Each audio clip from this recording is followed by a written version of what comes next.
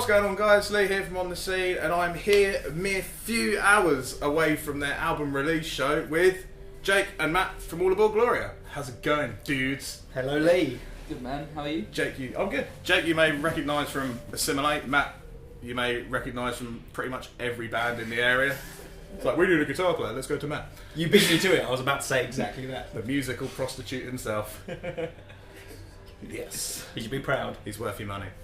So, anyway, guys, let's do like we do. We always start at the beginning, so I've been told to ask this to Matt. Where did the band name come from?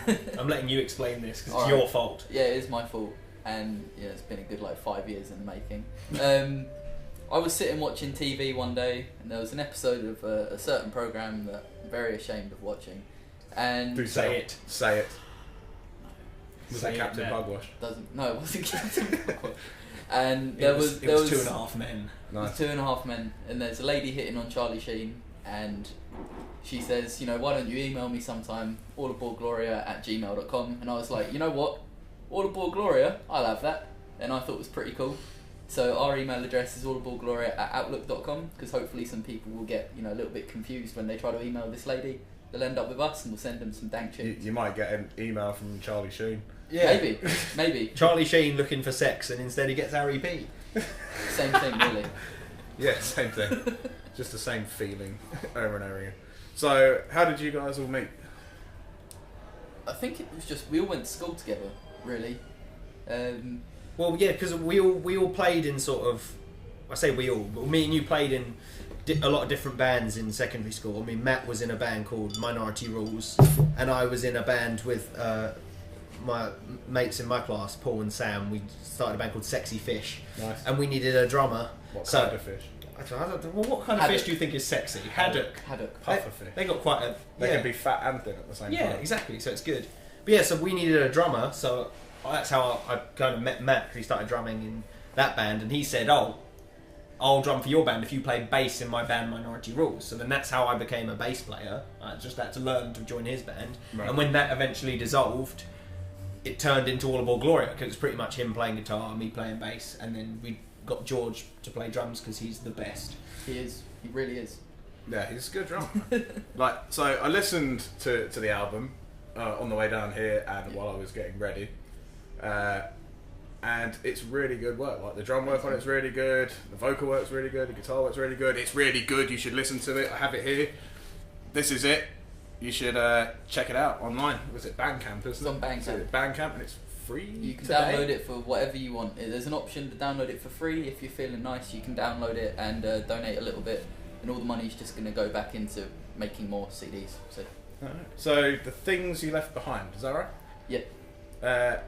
Where did you come up with? What's the title? Is there anything behind it, or is it It's just taken from that's one of the cool? songs, isn't It's kind of loosely taken from the lyrics to the second track on the EP, not like this. Right. In the second verse, there's a lyric which is just what you left behind, and then I think we were just talking about it, and I think it was George actually just went, "What about the things you left behind?" We were like, what, that's actually a really nice little title, Yeah, and it complemented the picture really well, so we thought we'd put them together. yeah, no. It's, So, and speaking of the artwork, actually, that picture is taken by Matt. He took a picture of the sky. Was it on your phone? It was on Calane's phone. Me and Calane went up to do some amp shopping, and I looked up at the sky. I was like, "Oh, that cloud looks really cool. Give me your phone." Yeah, I took a picture of it, and then I just went home and overexposed the fuck out of it. nice, It made it look really cool. nice. Yeah, no, it does look really good. I'll show everyone again. There we go. You like it, don't you? You like it because I do. like it. You should like it. They like it. I like So let's talk more about recording the actual album. Like, how did it go? Who did you record it with? Any funny stories? I hear there was a lot of pizza involved. There's always No, pizza the- involved. The pizza was mostly in the build-up to the recording. It was Writing. mainly in the writing sessions. On the days where we actually recorded, we went to Five Guys. Five Guys plug sponsor them. Five Guys Burgers and Fries.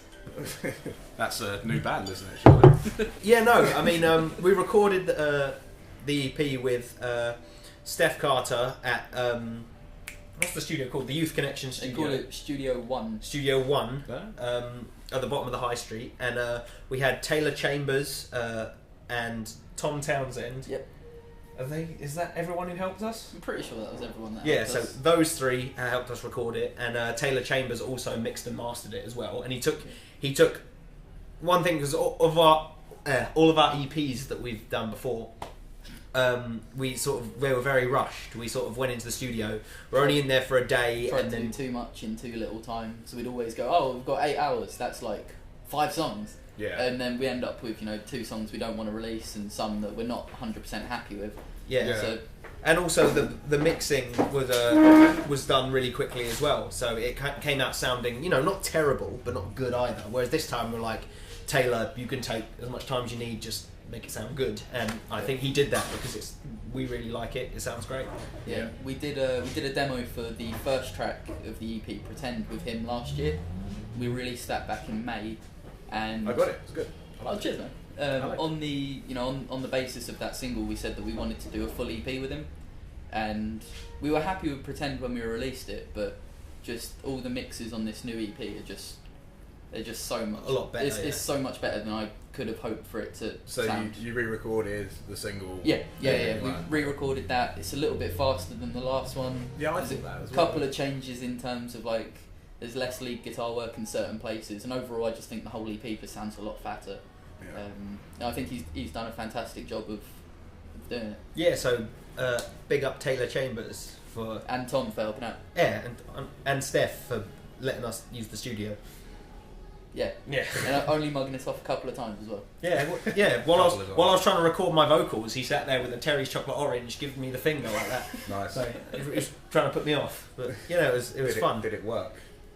Did it? I think. But no, You did all right. most of the laughing I was doing was when you were recording your vocals, because we recorded our vocals at the same time but in separate booths. Yeah. So he was there like trying to be really serious and sing. I'm like trying to hold in my laughter like in the next cubicle. Yeah, it was a lot of fun. I really enjoyed it. Yeah, it was good. Hopefully we'll get to do another one at some point, but this one is the priority for now. Yeah. So really happy with it. any like favourite songs on there or anything where you can? Because I know when you guys write stuff, you find it hard to explain your lyrics, as you were telling me earlier on. Yeah. Is there any songs that you're particularly proud of that you can explain what they're about? I'll let you go first, Matt. Yeah. I can tell you about the lyrics to Empty, because they're the ones that lyric-wise I'm most proud of on the whole EP. And that's sort of to do with a couple of years ago. It's sort of a typical I was sad at this point in life, so let me tell you why I was That's sad and the how emo I was song. sad. No, that's not even the most emo one. Come on, Lee. It gets a lot more emo. Yeah, last track. Probably my favourite. But Empty sort of a track, it sounds really stupid, but it's definitely a track of two halves. Like the first half is really fast and punchy and heavy, and then the second half it sort of breaks down into a bit of a softer bit, which then builds back into this sort of anthemic outro. Yeah. And lyric wise, the first half is more about a specific situation that has put you in this mindset, and the second half is more accepting that it's all your fault, and it's kind of They are really good lyrics, actually. And my favourite lyrics he's ever written are on that song. So, Thanks, yeah, no worries, I can give you compliments. Only one a year. That's it. one per EP. For me, choosing a favourite song on the EP, it's kind of hard because I'm torn between two, so I'm going to say two and cheat. Pretend. Always one, isn't there? Always one. Pretend, because I think that's probably the best song we've ever written. It's really, really just it's catchy, it's complicated but simple at the same time, if that makes sense. Yeah. I just think it's very memorable. People sing along when we play it live, and that's just great to see. But then on the flip side of that, the last track to the end, like you just whispered to me, that's probably my other favourite, because it almost wasn't on the album. Yeah. We were pretty much finished with the other 5 tracks, and Matt had written that guitar arpeggio that the song starts with, the clean one. Yeah. And I was like, why have we never done anything with that? It sounds so like we tried to do something with it about a year and a half ago, and then just never really finished a song. Yeah. We favoured other ideas that we'd had, like not like this and stuff like that, and we finished that off instead.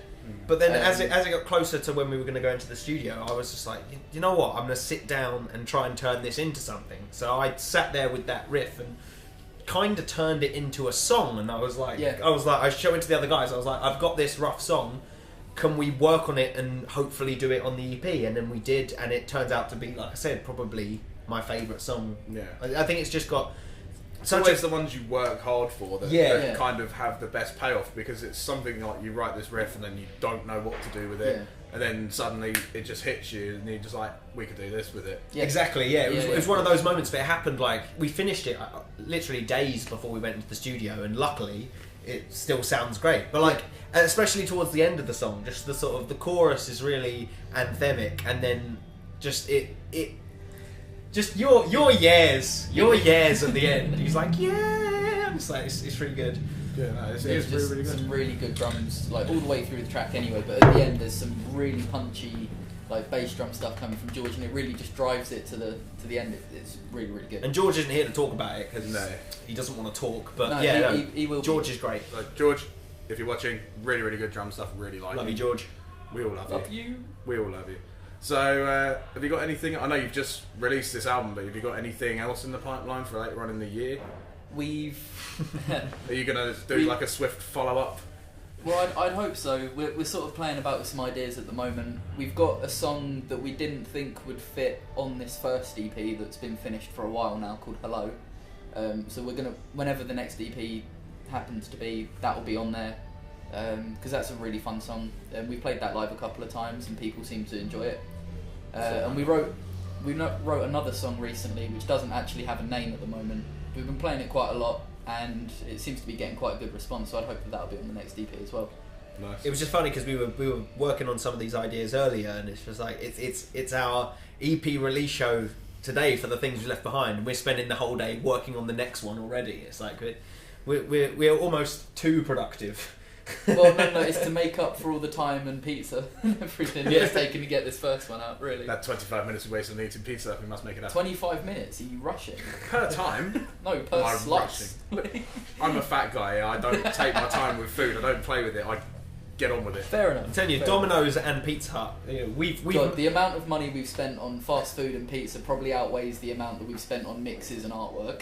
So we'd like to thank all the pizza restaurants in town for helping us write this album. And not just in Watford as well, in Northwood, because the ones on Watford High Street won't deliver to my house. Not because like they don't like me, but just we're slightly out of the range.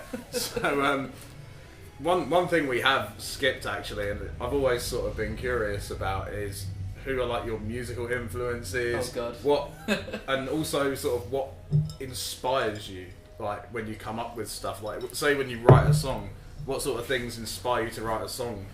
Okay, do you want to go first, man?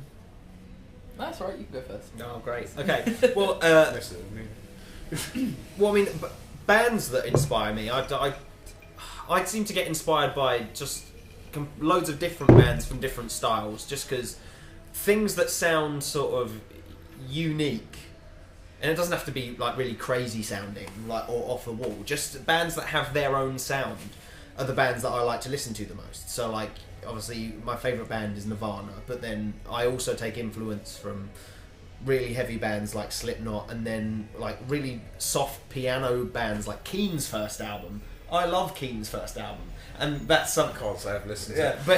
but I was like, yeah, but it's not like rock music at all. But just like listening to bands that have their own style going on inspire me. So whenever I'm writing ideas for this band or any band I'm in, I always try and, if I come up with an idea where I'm like, okay, that doesn't sound like a Sex Pistols rip-off, or it doesn't sound like a Metallica rip-off. If I'm like, oh, this is something that we can make sound like our own, Yeah. then that's the ideas that they're the ideas that I like to work on. So I guess, yeah, but I guess the artists that actually do directly influence this band for me would be like Foo Fighters, Nirvana, Fight Star maybe. Do like a bit of fight stuff. Bands like that. Do you want to go? Because I've talked a lot. Yeah, well, like in terms of influencing me personally, my favourite band for a really long time was Biffy Clyro, especially their first album, because that is one of the best things I've ever put in my ears. Great album. It is absolutely fantastic. Recently we've started covering one of the songs off of it, and We're it gonna just do it. makes me so happy We're every gonna do time it we play tonight. it. Right. It's just so much fun. And then as their careers spanned, they've gone from, you know, this weird proggy rock, amazing alt rock band to this sort of anthemic arena rock band, and I still love all of the albums the same. You know, Well, they're headlining Download this Yeah, year as yeah, well. exactly. I mean, I saw them at Download a few years back, and I questioned where they'd actually fit in, but then they got on and just completely tore it up. It was fantastic. It was brilliant, yeah. But then there's also like. Then I see a lot of him when you play guitar. I see a lot of influence, like the way you play and the way he plays, and you move around on stage and stuff. So there's obviously something there. I think you can definitely see the Biffy Clyro influence in our music because we're not a math rock band, but just we put like little pieces of that just in there. Little sprinklings. And I think we get that from like a dyslexic rock band. Oh, actually, this will be on the internet. There's a where's the EP gone? I have it here. So warming under my fat leg. Track 3, people. There is a mid section in that, and we don't know what time signature it's in. So if anyone on the internet is able to tell us, comment down below. Please I can't even figure this out. Comment down below and let us know, because it would be really nice to know what we're playing. It would be, because it will save me a headache as and well. when we tried to write the metronome parts with Steph, he shouted at me. So yeah. Anyway, I think that pretty much covers it. But let's do the final plugs. I mean, where can we find you guys online? We're on Facebook. It's facebook.com/Audible Gloria official. We're on Twitter at @AAG_band. We're on Bandcamp, which is audiblegloria.bandcamp.com. And you could get the new album there. You can get the new album there. For free. You can pay whatever you want for that, but you can download it for free if you're so inclined. The same with the previous EP, which was Audible Gloria 2, which actually ended up being the first EP. It's okay, you're taking the Star Wars approach, it's cool. We're not very good at maths, so you know. That's why you're not like a math band. Yeah, well, yeah, that'd be why. That'd be why we don't know what time signatures we're playing. Yeah. What number is this? 1, 2. Oh, it's 4/4. Oh, I'm done. That ain't no 4/4.